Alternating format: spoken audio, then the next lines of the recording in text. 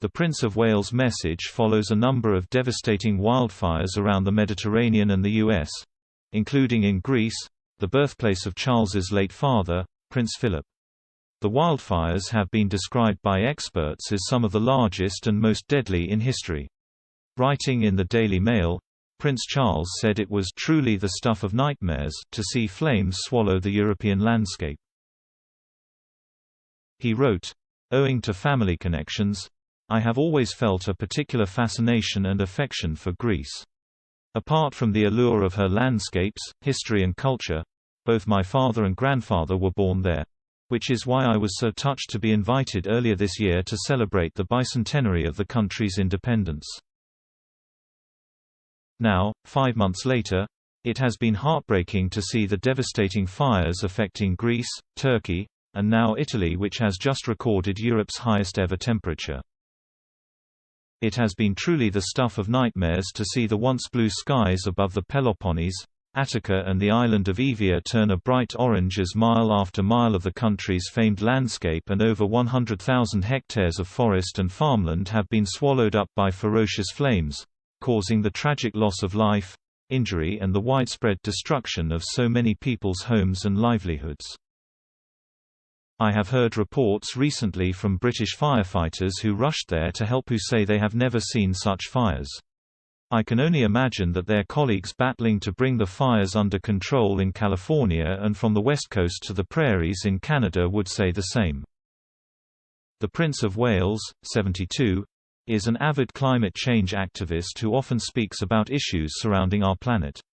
Charles has been campaigning for a sustainable future for over 50 years and has teamed up with several British businesses to help create new policies for the private and public sector. Drawing on data from the recent UN report on climate change, he pleaded for British business leaders to help contribute to solving the climate crisis or the planet will be done for. He wrote, "The predictions last week in the special report of the UN's Intergovernmental Panel on Climate Change were unequivocal. Unless we take immediate and urgent action, its scientists estimate there is an 89% chance of extreme events that used to happen once a century happening every year. As we approach COP26, the International Climate Change Conference in Glasgow this November, this should surely serve as a wake-up call that climate change is happening now. We have been in the last chance saloon for too long already. So if we do not confront the monumental challenge head-on, and fast, we and the world as we know it will be done for. This is why I have long believed that the private sector, with its trillions of dollars, has an absolutely critical role to play in an effective and practical partnership with governments, NGOs, charities and individuals.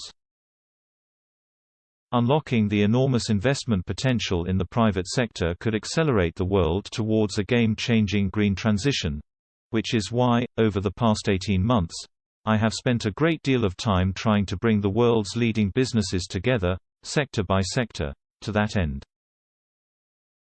Back in January, Charles launched his Terra Carta initiative, which called on the private sector to set out a decade-long recovery plan to help accelerate the practical transition to a greener future.